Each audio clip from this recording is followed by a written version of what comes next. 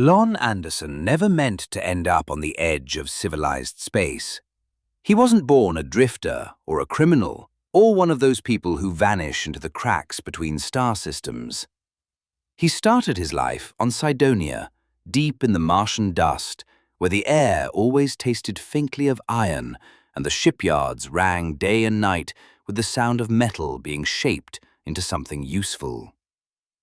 Lon grew up believing that if you worked hard, kept your head down, and made yourself indispensable, the universe would make room for you. For a while, it did.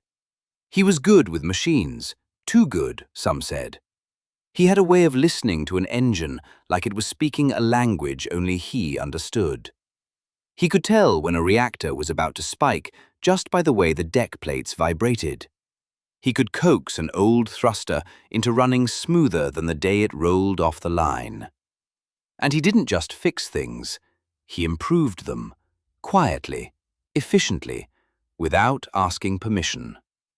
That was the problem. The UC shipyards didn't like improvisation. They didn't like unapproved modifications, even when those modifications saved fuel, reduced heat signatures, or kept pilots alive. Lon's supervisors told him to stop tinkering.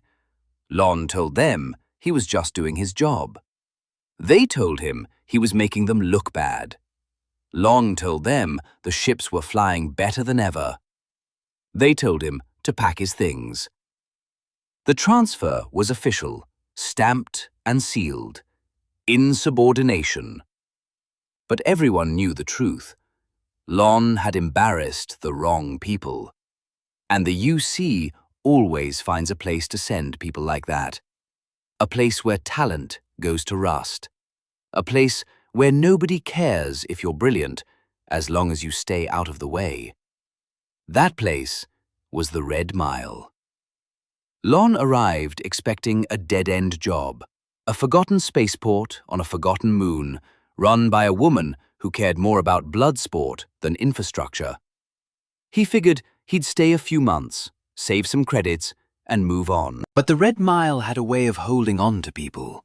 Not because it was welcoming, because it was broken. And Lon couldn't walk away from something broken. He became the one who kept the landing pads from collapsing, the one who patched the power conduits before they blew, the one who crawled into the guts of the station at 3 in the morning because a coolant line ruptured and nobody else knew how to fix it. He didn't do it for praise. He didn't do it for May Devine. He did it because if he didn't, ships would fall out of the sky. But May Devine didn't see the Red Mile the way Lon did. To her, it was a spectacle, a business, a machine that printed credits as long as the arena stayed open and the gamblers kept coming. She poured money into the show, new lighting rigs, new security drones, new marketing campaigns, while the spaceport itself rotted beneath her feet. Lon filed repair requests. May ignored them. Lon warned her about structural fatigue. May waved him off. Lon told her the Red Mile was one bad day away from a catastrophe.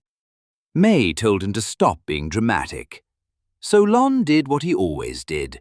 He found a way to keep things running, even when the official channels failed him. He started selling scramblers and signal dampeners on the side. Nothing dangerous, nothing that would hurt anyone. Just enough to keep the lights on. Enough to buy the parts May refused to authorize. Enough to keep the Red Mile alive. People whispered that Lon was crooked, that he had one foot in the black market, that he was using the Red Mile as cover for something bigger. Lon didn't bother correcting them. Let them talk. Let them assume.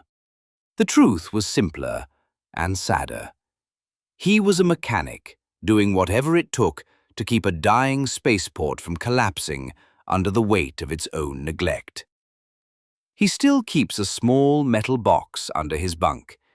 Inside it is a single item, a worn UC badge from his days on Cydonia. He doesn't look at it often, but sometimes, when the generators are humming and the night is quiet, He opens the box and runs his thumb over the faded emblem. Not because he misses the UC, but because it reminds him of who he used to be. A man who believed the universe made room for people who worked hard. Now he knows better. The universe doesn't make room for anyone. You carve out a space for yourself, or you get pushed aside. Lon Andersson was pushed aside once. It won't happen again. So he stays. He works. He fixes what others break. He keeps the red mile flying, even when it doesn't deserve it. And he watches May divine with a quiet, simmering resentment. Not because she's cruel, but because she's careless. Because she gambles with lives the way others gamble with credits. Because she doesn't see the danger creeping in through the cracks. Lon sees it. He always sees it. And one day, when the red mile finally reaches its breaking point, he'll be the only one who isn't surprised.